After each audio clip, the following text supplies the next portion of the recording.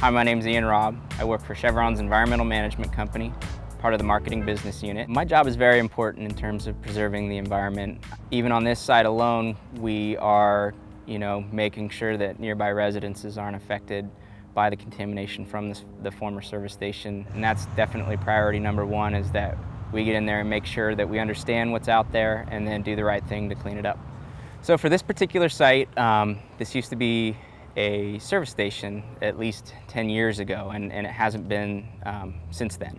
So we came across an issue here where we suspected that there was a release of gasoline to the subsurface, and so at the beginning of the project, we first had to investigate exactly how much was released and where it went, and then based on that information, we engineered a solution where we're going to be and have been extracting both groundwater and soil vapor out of the surface to try to address the contamination that was released here.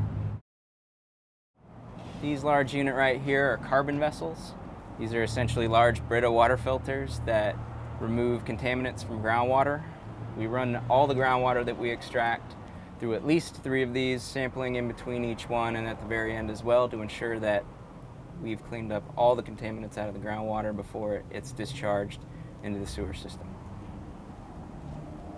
You go to downtown most towns in the United States, and there's quite a few vacant lots that are fenced that don't necessarily look very attractive, and they probably bring down values of nearby businesses and just the whole perception of the town. And so this is a good example of how we try to avoid that by putting nice fencing and landscaping and making sure it's maintained here, so that when you drive by on the main street of this town, this doesn't stick out, and that we try to be as good a neighbor as we can.